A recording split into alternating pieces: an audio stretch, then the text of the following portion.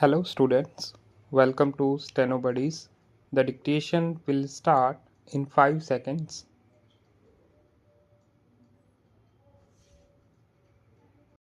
May I, Madam, draw the attention of the Honorable Minister to an important committee set up by the Government of India in 1958 under the chairmanship of Mr. Niyogi, who was asked to inquire into the various problems of railway road coordination.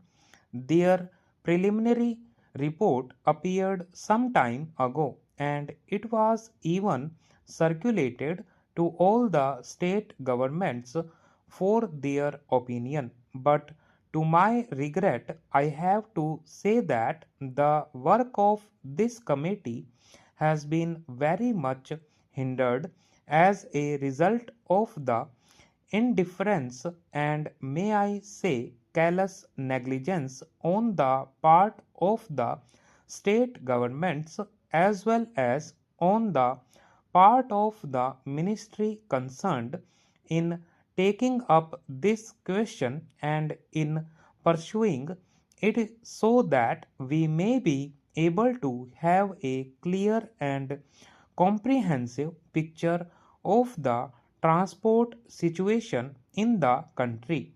Now, railway transport, like any other mode of transport, is suffering under a major handicap.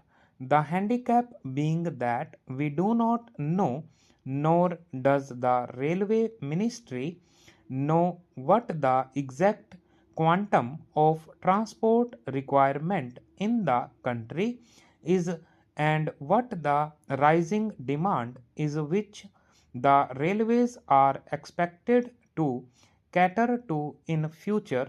Certain targets which have been worked out in the third plan have been given to us. In the second plan, we were given certain targets, but unfortunately, Madam, may I point out that all those targets were either gross underestimates or exaggerations. Throughout, we have seen that we have not been able to have a well coordinated and progressive development of the transport system and in particular the railway system in the country. So anything we suggest today will have that kind of air of unreality without knowing fully or adequately what exactly the transport needs in the country, or we are not in a position to discuss or dilate upon the problems of the railways or the transport itself.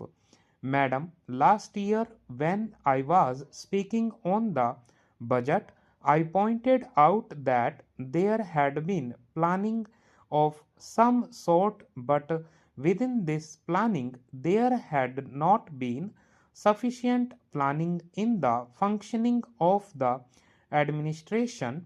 There has not been planning in carrying out the various phases of the program enunciated in the plan or in the budget. Frequently, we come across the statement by the Honorable Minister that the railways have not been able to fulfill certain things. I went through the pages of the budget papers and also the speech of the minister. I came across this significant expression: wherever there are failures or shortfalls in performance, we are told that these are mainly due to unpredictable factors or factors beyond control. I do not think that some of the factors which my honorable friend would like us to believe that they are unpredictable or uncontrollable, cannot be anticipated.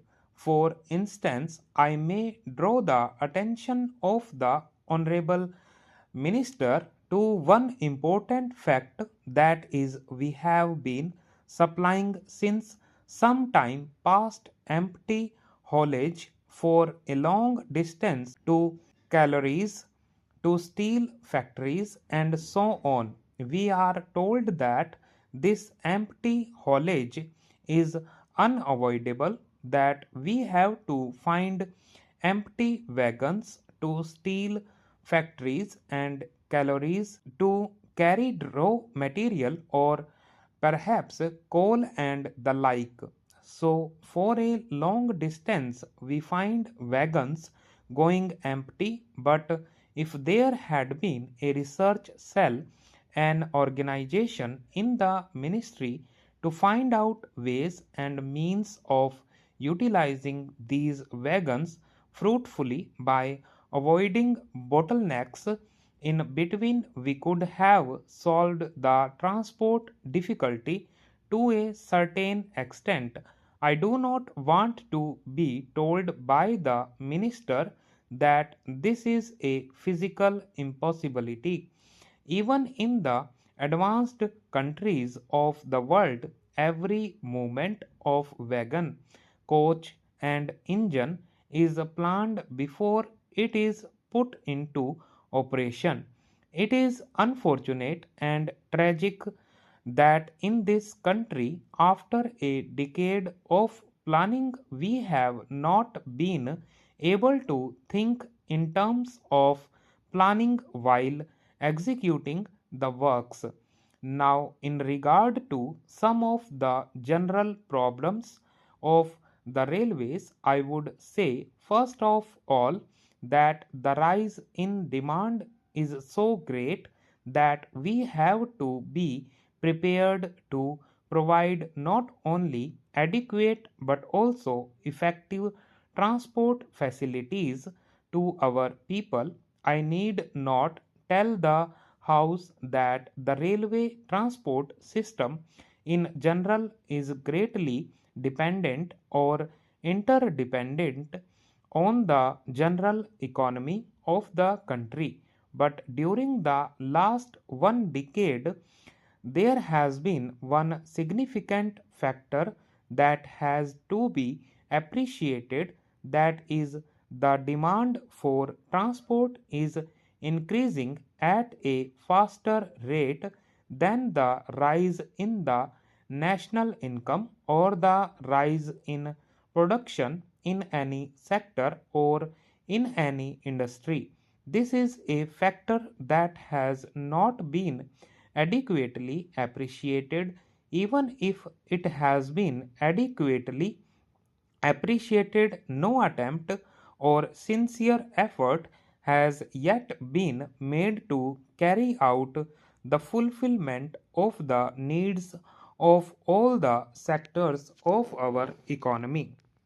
Students, transcribe this dictation and tell us your mistakes in comment box.